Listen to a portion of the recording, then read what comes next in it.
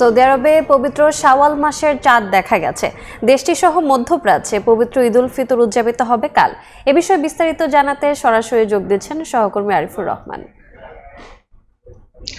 দীর্ঘ প্রায় 1 মাস সিয়াম সাধনার পরেই কিন্তু আসলে এই ঘোষণাটি যেটির জন্য অপেক্ষা, সেই অপেক্ষার অবসান হলো। কিছুক্ষণ আগেই কিন্তু সৌদি আরবে ঘোষণা হয়েছে পবিত্র ঈদ উল ফিতরের চাঁদ দেখা গেছে, অর্থাৎ যে শাওয়ালের চাঁদ যেটি দেখার জন্য অপেক্ষা ছিল সেই অপেক্ষার অবসান হয়েছে। কিছুক্ষণ পরেই আমরা আসলে এই যে সেলিব্রেশন সেটি কিন্তু শুরু হয়ে গেছে। ইতিমধ্যে আমরা আসলে দেখেছি প্রায় সবখানে সৌদি আরবের যেখানে যেখানে চাঁদের দেখার জন্য যেই অবজারভেটরি যেই কমিটিগুলো থাকে তাদের কাছ থেকে বেশ কয়েকটা জায়গা থেকে কিন্তু ইতিমধ্যে একযোগে ঘোষণা এসেছে, এবং সৌদি রয়্যাল কোর্ট থেকেও কিন্তু এই ঘোষণাটি এসেছে যে আগামীকালই সৌদি আরবে পালিত হবে পবিত্র ঈদ উল ফিতর, অর্থাৎ শাওয়ালের যেই প্রতীক্ষিত চাঁদ সেটি কিন্তু উদিত হয়েছে। এই কারণে কিন্তু আমরা আসলে দেখছি যে সৌদি আরবের বিভিন্ন জায়গায় কিন্তু ইতিমধ্যে যে ঈদ উল ফিতরের যে সেলিব্রেশন সেটি কিন্তু শুরু হয়ে গেছে।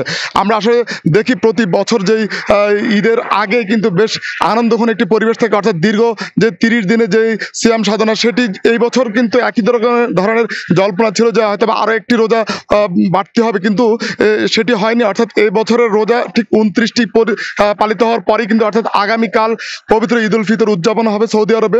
আমরা কিন্তু এর আগে কিন্তু খোঁজ পেয়েছি যে সৌদি আরব ছাড়া বেশ কয়েকটি দেশ ইতিমধ্যেই তাদের ঈদ উল ফিতরের যে ঘোষণা সেটা কিন্তু দিয়েছে। তবে অধিকাংশ অনেকগুলি দেশ কিন্তু ঘোষণা দিয়েছে তারা কিন্তু একদিন পরেই ঈদ উল ফিতর উদযাপন করবে, যেমন তার মধ্যে অস্ট্রেলিয়া, ব্রুনাই, মালয়েশিয়া এবং বেশ কয়েকটি দেশ কিন্তু তারা ঘোষণা করেছে তারা আরো একটি দিন অতিবাহিত করে কিন্তু ঈদ উল ফিতর উদযাপন করবে। আমরা জানি যে সৌদি আরবের সাথে মিল রেখে বেশ কয়েকটি দেশ অর্থাৎ মধ্যপ্রাচ্যের যে দেশগুলি আছে সেগুলো কিন্তু ঈদ উল ফিতর উদযাপিত হয়।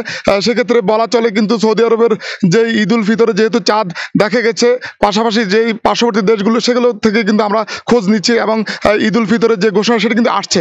আমরা আরেকটু বিষয় বলে রাখি যে ঈদ উল ফিতর উপলক্ষে ইতিমধ্যে যে ছুটি সেই ছুটি কিন্তু উপভোগ করতে অনেক প্রবাসী যারা আছেন তারা কিন্তু অধিকাংশ ক্ষেত্রে মক্কা এবং মদিনায় সমবেত হয়েছেন।